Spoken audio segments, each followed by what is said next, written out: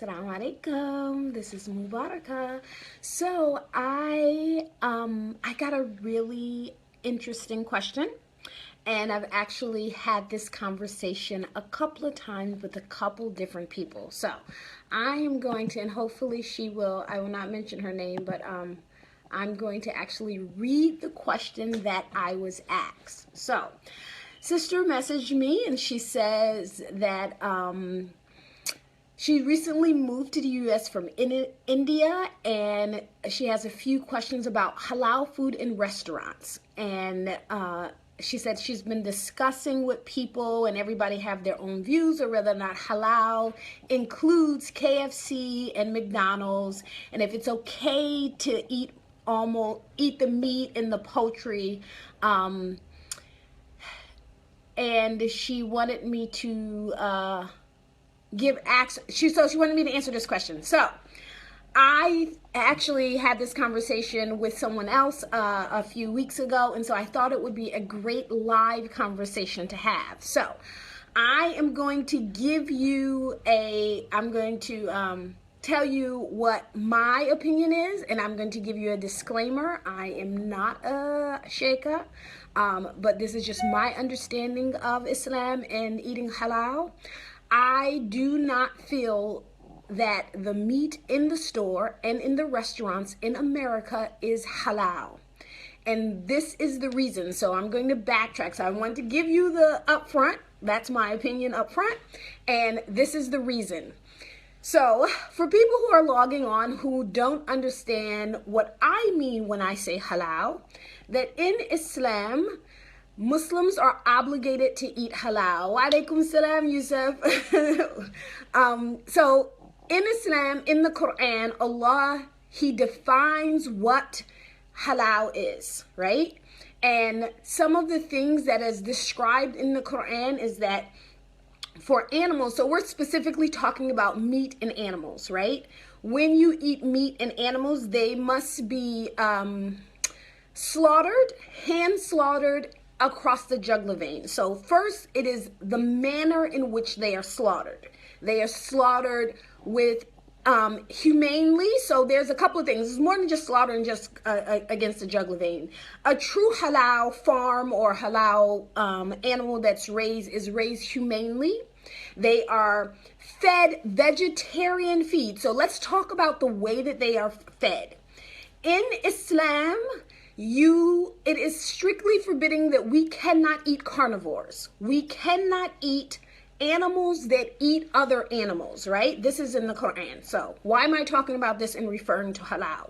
Because you have to understand the food system in America in order for you to make the conjecture that it could be possible that the meat is halal, which is not possible, all the way from the raising.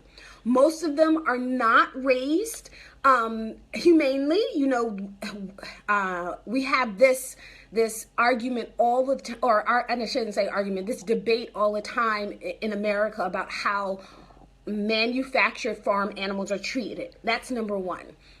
The second thing is that it is very common practice in the United States that animals that would otherwise be vegetarian are not vegetarian. How does that happen? So a few years ago, I think it may be about a while ago, maybe 5 or 8 years ago, you may remember when mad cow disease broke out in Europe, right? And people were getting sick and people were dying.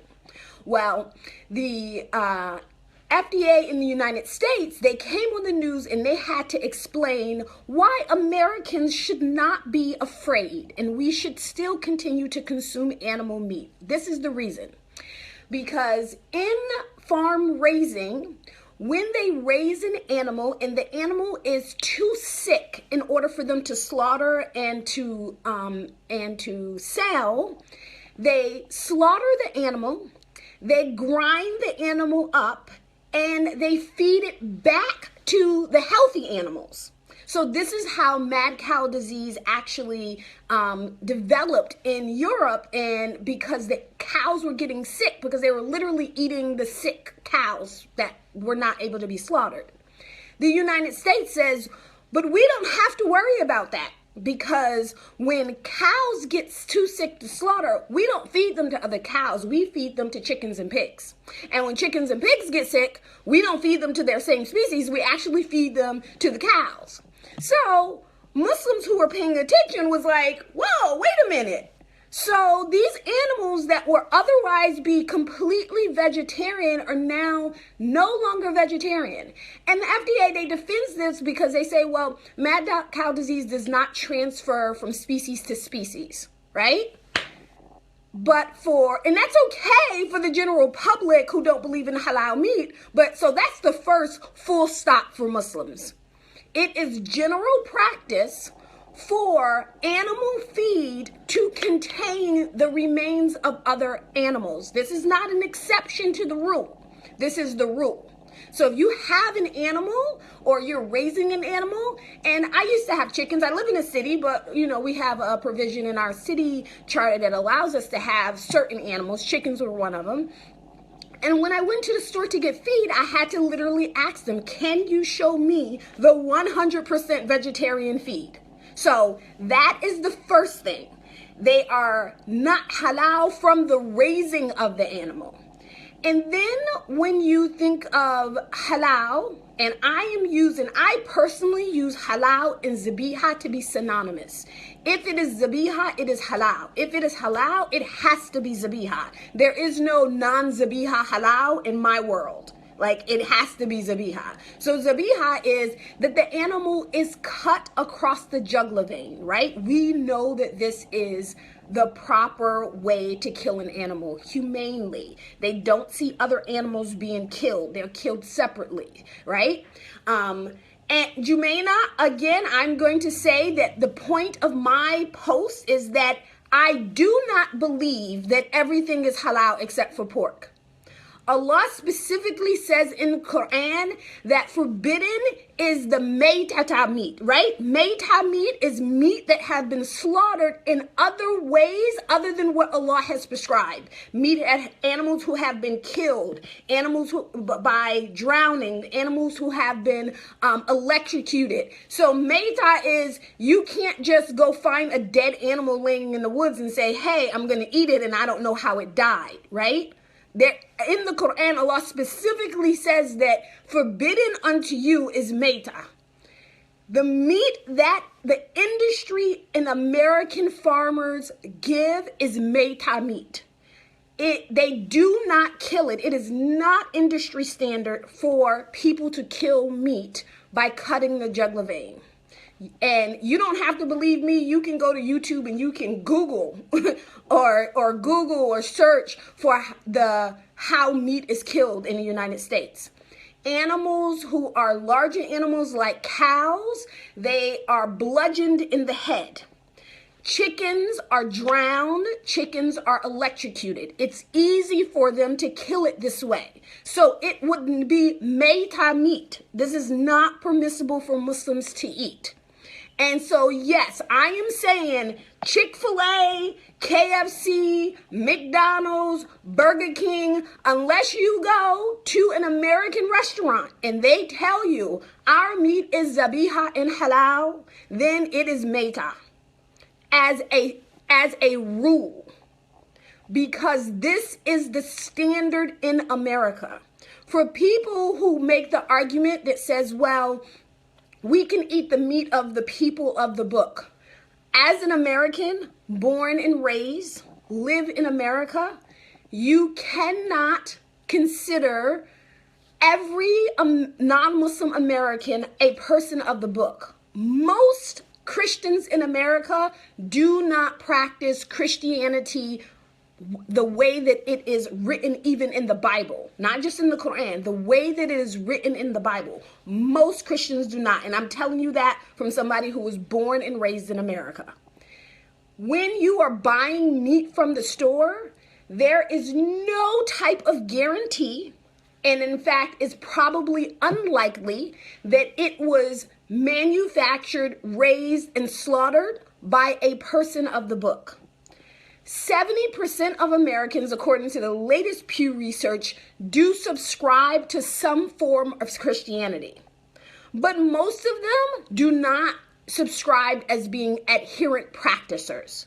And we know from the history of Islam that there were some khalifas after the Prophet who did not allow the people to eat the meat of non-Muslims who claimed to be the people of the book because they had not practiced it. And I don't want to misquote it, but it was one of the Sahabas who, when he was asked, he said, and I'm going to try to find the story and post it in the comments, and he said that we don't take from them because they did not inherit anything from their religion, meaning that they don't do. And Jumaina, I'm going to say again, I am coming from a different perspective than you are. To me, halal is zabiha. There is no, for meat in America, if just because something is not pork doesn't make it halal. The meat is meta. And I can't express that enough. I think that it's really important that as Americans, as Muslims in America, we have to be very clear as to what is permissible for us living in this country. Now, the good news is that it is not difficult to get halal meat in America. Zabiha meat in America. There is really no reason why we have zabiha companies who actually slaughter and serve zabiha meat, and they will deliver it to your door. You just Google it, right? There are several of them. There are now organic, free-range, halal farms that will deliver meat to your door in America. So there's no reason why there has to be an excuse of not eating halal. And we have seafood, right? When I was younger, we lived in a community that for a while, it did not have a zabiha store. So now I live in a community, I think we have like 4 around here. We literally have 20 different zabiha restaurants in my area. We got Turkish restaurants and Indian restaurants and pizza restaurants. We have alhamdulillah, where I live, there's lots of different options. However, when I was younger and we didn't have those options and I grew up only eating zabiha meat, right? My mother would go to the store and buy seafood and buy fish, right? Rasulullah sallallahu alaihi wasallam said everything in the sea is permissible. So what? You can't have chicken because there's not a butcher in your area that sells zabiha meat. Go buy some fish. It's protein. It's something that is going to keep you in the favor of Allah. So we have to think of this really. We have to really think of this. Yes, there's even Restaurant Depot that sells halal, right? Sadia, yes, organic free-range zabiha raised meat is a bit more expensive, right? It is a bit more expensive, but if you can, it's really about affording it. And yes, the zabiha meat costs a little bit more than regular meat. That is very true. But so does abayas, so do hijabs.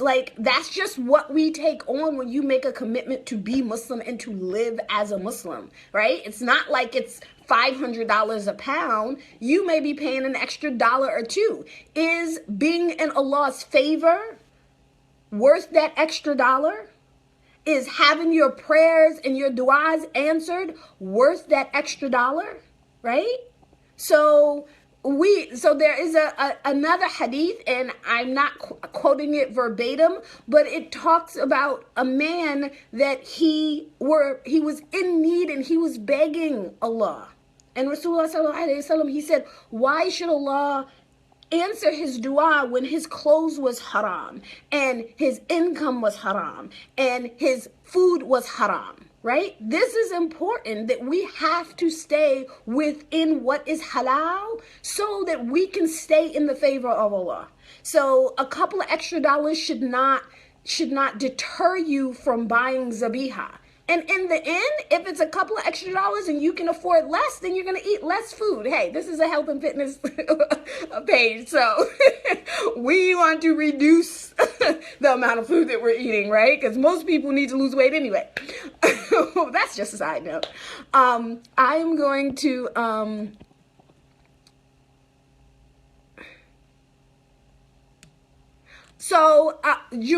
Jumaina, thank you for being engaged in the conversation. And let me make that clarity.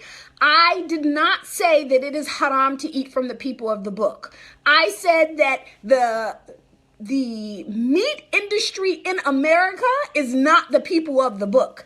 It is permissible to eat from the people of the book. I eat kosher meat all the time. Like, I can't find zabiha ground turkey in particular, so I will go buy ground turkey that is kosher, because certified kosher meat is slaughtered in the same way that zabiha meat is slaughtered. And Allah made it permissible to eat from the people of the book. Now, if you find a farm somewhere where and I've actually done this before, right? When I wanted to eat organic, and I didn't have any other recourse, I literally called a farm in my state and said, this may be a weird question, but are you Christian? And the guy was like, yes. I said, and how do you slaughter your animals? He said, well, and he described how he slaughtered them, and he calms them, and he cuts them across the jugular vein, and he was Christian. I would eat his meat. So I am not going against what Allah has said in the Quran, which it is permissible to eat the meat of the people of the book. I am saying that it is a wrong assumption to say the meat industry in America is killed by people of the book. It's not. That is my point. Sadia, I do not believe Chick-fil-A. Wow, a lot of people eat Chick-fil-A, huh? I think I've seen that more than anything. No, unless Chick-fil-A tell you that they're getting their chicken from a zabiha source, no, it is not permissible. Because my stance based on the evidence and what is known facts about the meat industry in America is the meat that is slaughtered and served in fast food restaurants that is sold in the store is meita meat. If you do not understand what meita is, I would refer you to the Quran, and I will tell you what ayat you can find it in. Meita, Allah is in Surah Ma'idah. Allah says in verse 3, forbidden unto you is meita. And you can look at the tafsir, and meita is defined as that which is not slaughtered properly, right? Things that have been bludgeoned, things that have been electrocuted, things that have been drowned or died in any other way other than cutting the jugular vein. So, because of that, it is not halal. It is not zabiha, right? So, we're talking about animal meat. Halal and zabiha is the same thing. Why are you saying that it isn't slaughtered by people of the book? Who is slaughtered by then? It is slaughtered by anybody and everybody. People of the book. So people who say you can eat meat in America because America is a Christian country, that is a wrong assumption. That is I'm telling you, and you, and Nahla, maybe you didn't come into the entire thing. So I encourage you to, after I'm done, to go back and listen to the whole video. And I describe why it is a wrong assumption that the meat in America is done by people of the book. So that is actually my take on this. Assalamu alaikum, Amir from Somali. Alhamdulillah, Jumaina. Okay, so Jumaina, thank you for having a conversation with me. So halal. Okay, so we need to define halal and zabiha. So this book is this video is specifically talking about animal meat. In terms of animal meat, halal and zabiha is the same thing to me. Because if a person is a person of the book, then they are slaughtering the meat in the zabiha manner.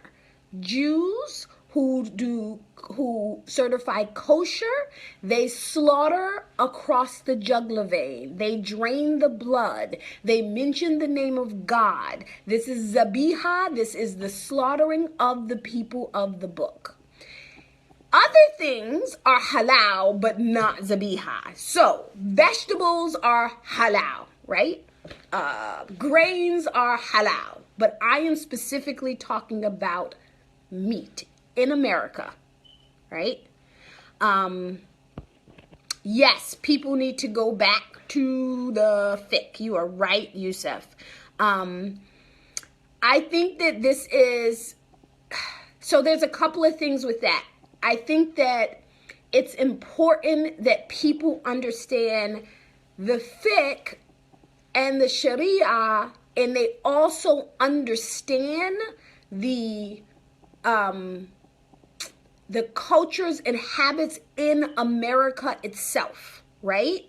So you have to know something about the meat industry in America for you even to give a fatwa or understanding in terms of fiqh or sharia. You have to understand the meat industry. So if people are not and I include sheikhs, right? If they are not familiar with how the meat industry work in the United States, then it is not an informed position, right? You have to understand, like, you can't just say, well, we do don't ask, don't tell, because in Islam, the general rule is that which is secure knowledge overrules doubt.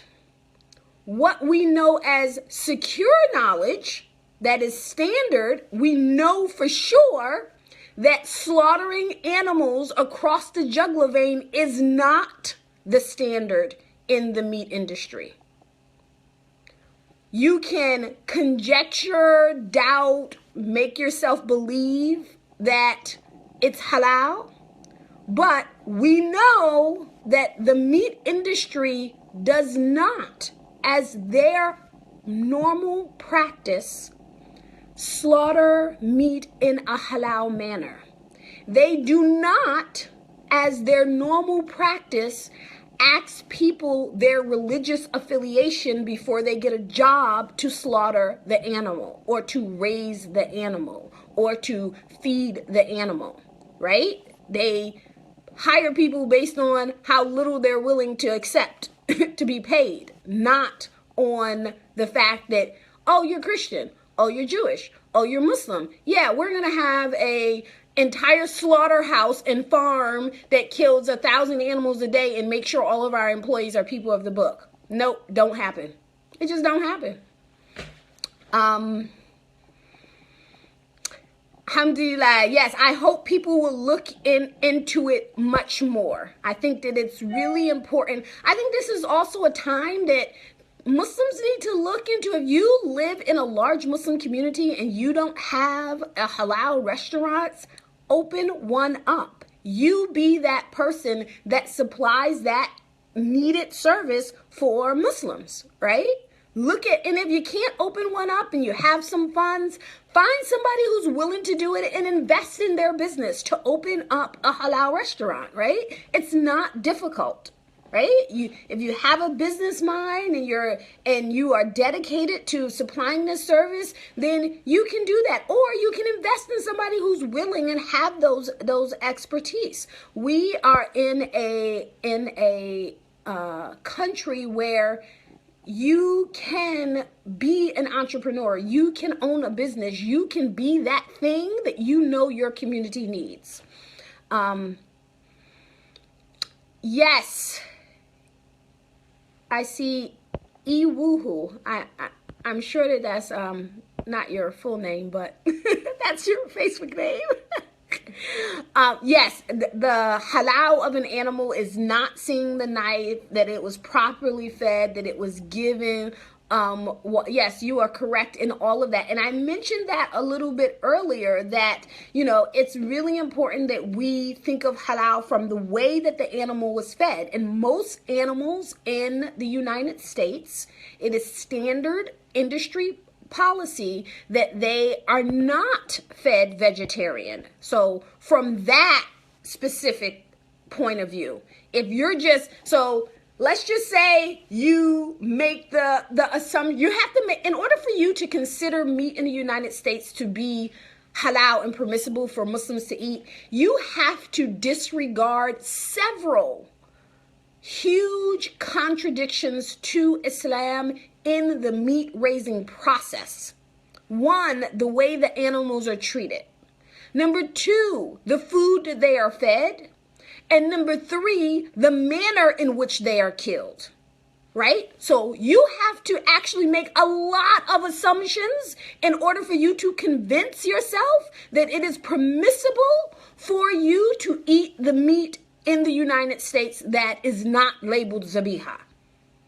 So that's a lot of assumptions. Do you really want to stand in front of Allah with, Allah, I just kind of like assume, I didn't ask. So if I didn't ask, I shouldn't be held. No. And now you've watched this video, so you held accountable anyway. At the very least, you're held accountable to go do some more research on your own. And yes, Yusuf, selling bean pies. That is also a business. Yes, Yusuf said he stopped buying Tyson because they treat their chickens really badly. I think that even, if you are going to be conscious of what you're eating, if you're having any kind of consciousness, number one, you should be really concerned about the treatment of animals in the American meat industry. Because the way that they are treated and the way that they are, just in general, just the way that they are raised in general, it induces lots of fear in them. It induces lots of negative vibes. And you're consuming that meat. You are consuming that which is full of negativity, that's full of oppression. And yes, you can oppress animals. You have to be conscious of that, right? So if you are buying from a source that is zabiha, then you are buying from a source that is, one, doing that which is pleasing to Allah. And you can't have better food than that. You can't get more benefit than that. We have to look to getting that which is pleasing to Allah. And not only that, you're supporting a Muslim business. You're supporting a Muslim-friendly business. You're supporting a business that is catering to the Muslim community. And that's really important. We have to support one another.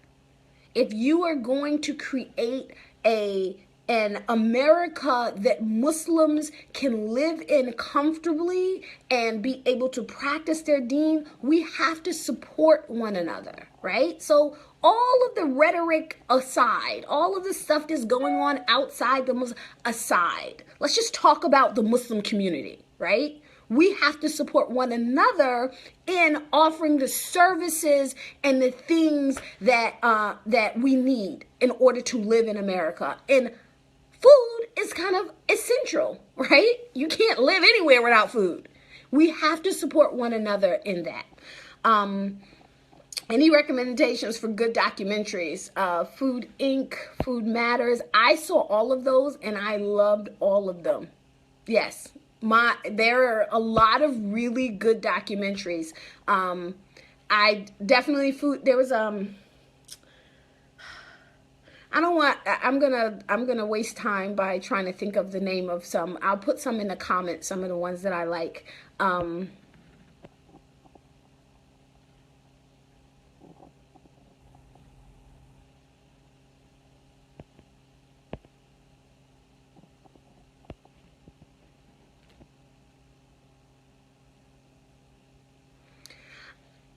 So I'm gonna say So Jemena says that we have to consider large families when creating prices. No, I'm sorry. I'm sorry. Let me give a disclaimer about that. You buy what your family needs, right? If you have 6 children, you have to buy 6 pairs of shoes. It is not the responsibility of the business person who is doing a business based on a profit margin to accommodate for your personal choices of having a big family. Now, I know that it would be great, and we all love a deal, and we all love sales, but we have to remember that it is our personal choices that creates our family, and we have to raise them according to what we can afford, right? It is your personal finances, and it's not the responsibility of the business owner to adjust their prices because you have 6 kids, 7 kids, you have a family of 12, right? It's your responsibility to provide for them. So that may mean that you have more meatless nights, right? Because you can't afford meat. That is zabiha. So that's like, you're not going to give your family something haram, right? Just because you can't afford the long dress, you're not going to go buy your daughter a mini skirt when she's supposed to be in hijab, right? So you have to accommodate for your own large family. I think that's just a side note. That's just a side note. So, I am not here to convince you. I am not here to convince you to how you need to provide for your family. If you feel like eating non-zabiha meat is what you have to do because you want to feed your kids meat every single day, then that's you. I mean, it's a personal choice. I'm just giving you the facts as to the meat industry and what is permissible in Islam. What you do with that information is completely up to you. I'm not here to convince you, because the beautiful thing about being Muslim is on the day of judgment, you are standing in front of Allah by yourself. I'm going to be there by myself. You're going to be there by yourself. I'm going to be held accountable for what goes on in my house, and you're going to be held accountable for what goes in your house. It really doesn't make me a never mind. So if that's what you feel like is best, I just give you the facts. Okay, alhamdulillah. So that is actually, I think about it. Anybody got any other questions? Let me see. So this is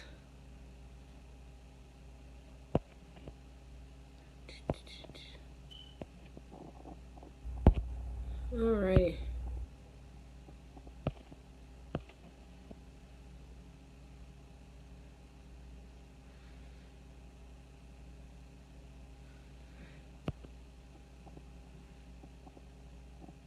So one last thing. So yeah. So I would say that in the United States, I personally don't feel like it's difficult. It's not that hard. It's not that hard for people to eat zabiha. You just have to, sometimes you have to make an effort if you don't live in a major metropolitan area. Most major cities will have access to a zabiha butcher or something like that, and it's really about adjusting your diet and adjusting your finances if need in order for you to eat what is halal. And yes, watch out for the gummy bears in the United States. Well, that's not true. We actually have kosher gummy bear products. There are now halal gummy bear products. So it really is about you making the effort to find it. The problem is that most people don't want to make the effort, right? They want to go to the store. They want to take advantage of the sales. They want to, right? So it's our food. It's what we put in our body that is like what literally your cells, every cell in your body is regenerated on a regular basis every 30 days. So you literally, not just figuratively, are what you eat. Everything that you put in your body will create your skin, your eyes, your nose, everything that you eat. You are literally creating your body when you pick up your spoon and fork. So if you think about it that way, why wouldn't you want the best, right? And if it's really about pleasing Allah, where everything that we do is ibadah. What we eat is ibadah. How we eat is ibadah. Who we eat with is ibadah. All of these are forms of worship in Allah. You're strengthening your body so that you can worship Allah, right? You're taking care of your family because that is the obligation that you have as a part of your worship of Allah. It's an obedience to Allah is worship. So we're taking care of our family as a form of worship. So why would you not be conscious of the source of that worship? Right? It's a part. We have to think more holistically about how we live our lives. So I'm going to get on another tangent. So I won't. I'm going to go now. All right? So inshallah, I hope you guys have a wonderful rest of the day. I'm going to hit the gym and I will talk to you tomorrow. Inshallah. Assalamu alaikum.